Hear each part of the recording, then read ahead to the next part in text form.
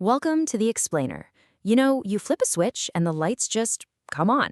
It's so simple we barely ever think about it. But behind that little switch is one of the most incredible stories of science and engineering, the story of how we make electricity. It really does feel like magic, doesn't it? Taking a rock or a bit of wind and turning it into enough power for millions of people. But the secret behind almost all of our electricity, well, it's a surprisingly simple and powerful idea.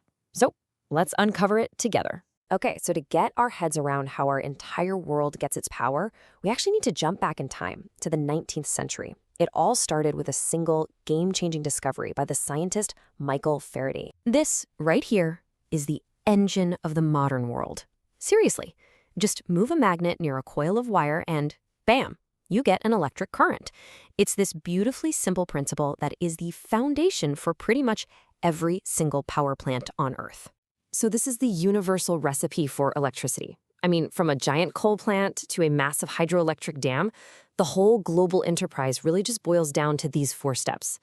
The real drama, the key difference between all our power sources, happens right there in step 1, finding something powerful enough to spin that turbine. So how do you spin a massive turbine?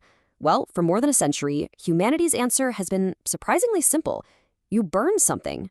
In a classic thermal power plant, what you're really doing is unlocking the ancient chemical energy that's been stored in coal for millions of years. That intense heat boils water, creating this super powerful, high-pressure steam that just blasts against the blades of a turbine, forcing it to spin at incredible speeds. Now, you might be thinking that nuclear power is some completely different beast, right? But at its heart, it's just a much more potent and complex way to do the exact same thing. Boil water to create steam. So instead of burning coal, a nuclear plant controls a chain reaction of splitting uranium atoms, a process called fission. This releases a truly immense amount of heat from a tiny amount of fuel, which is then used to, you guessed it, boil water and spin that same old turbine. Natural gas plants, though, they offer a pretty clever shortcut. It's like they asked, why bother with the whole water to steam step? Here, the hot, expanding gases from burning the fuel are the force that spins the turbine directly. It just makes the whole process that much more efficient. For decades, this whole burn and spin model has fueled our growth and our modern lives. But all of this incredible power, it comes with a steep and often hidden environmental cost. The problems with fossil fuels are really twofold. First, there's all the stuff that goes up into our air, a cocktail of gases that contribute to global warming and acid rain, plus all this fine soot that can really harm our lungs. And second, there's the simple fact that the fuel itself is finite. Sooner or later, it's gonna run out.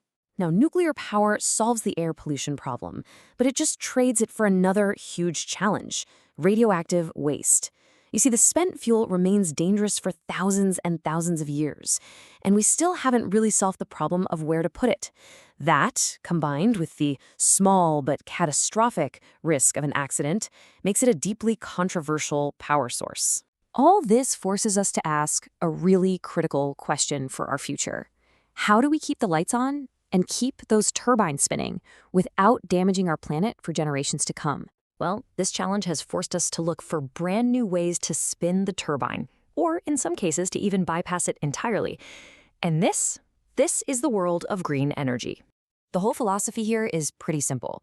Instead of burning up finite fuels, the idea is, can we spin that turbine using the powerful, perpetual forces of nature that are all around us every single day? One of the oldest forms of green energy is hydropower.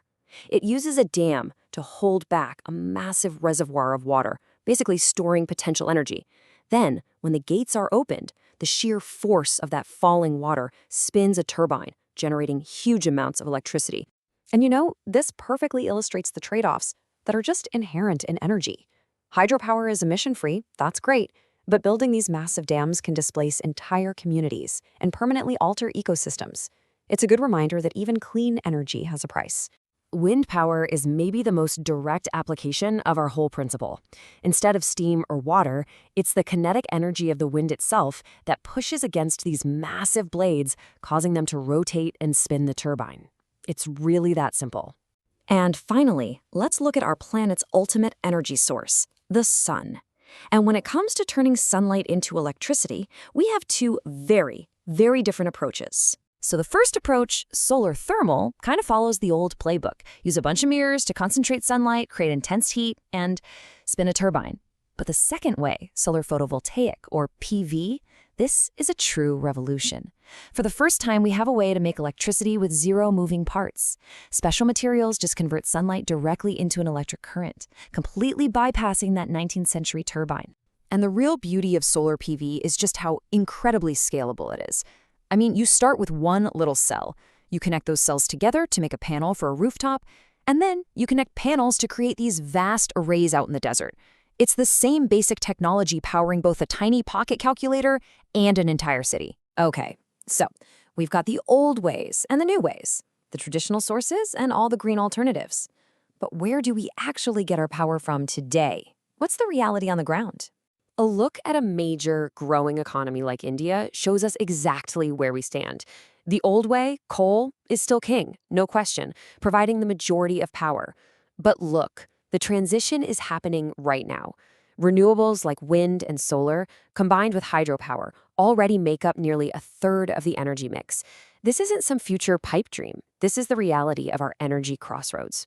So here's the ultimate takeaway. Our future is electric. From our cars to our homes, our demand for power is only going to grow. We know the old ways and we know the new. The question that's left for all of us to answer is how will we choose to power that future?